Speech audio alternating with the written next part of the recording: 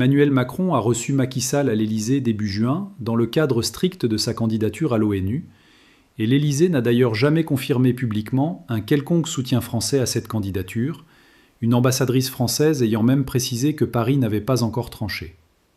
Mais politiquement, Macron et Macky Sall partagent un même langage diplomatique, fait de multilatéralisme, de réforme et de stabilité. La France a perdu énormément de terrain en Afrique de l'Ouest ces dernières années, au Mali, au Burkina, au Niger, et le discours souverainiste porté par des figures comme Sonko inquiète Paris. Soutenir, même discrètement, un profil rassurant comme celui de Macky Sall peut être une façon pour la diplomatie française de rester dans le jeu, non plus avec des soldats, mais avec des réseaux, des institutions internationales et d'anciens chefs d'État compatibles avec ses intérêts. Sur ce point précis, plusieurs médias, dont le site d'investigation Confidentiel Afrique, avancent une information qui mérite d'être citée avec prudence, puisqu'elle n'a pas été confirmée officiellement. Selon leurs sources, c'est à la demande d'Emmanuel Macron que la présidence ivoirienne aurait mis un avion à disposition de Macky Sall pour ce déplacement du 17 juillet, dans l'objectif de convaincre Diomaye Faye de le recevoir.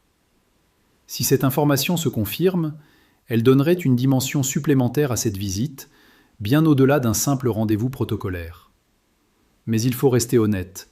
C'est une information rapportée par une source, pas un fait établi par plusieurs recoupements indépendants. Parlons maintenant de ce que beaucoup de Sénégalais ressentent comme une forme de honte.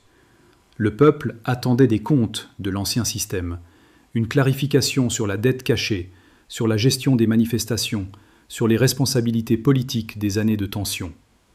Au lieu de ça, on voit Macky Sall reçu par Macron, en campagne pour l'ONU, puis accueilli à Dakar par Diomaye, pendant que Sonko, symbole de la résistance à l'ancien système, se retrouve mis à distance du pouvoir exécutif.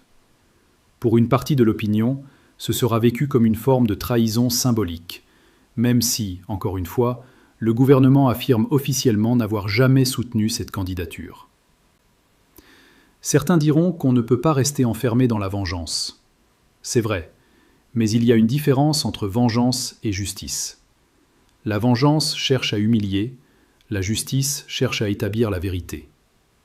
Demander des comptes à un ancien président n'est pas un réflexe de rancune, c'est une exigence démocratique de base.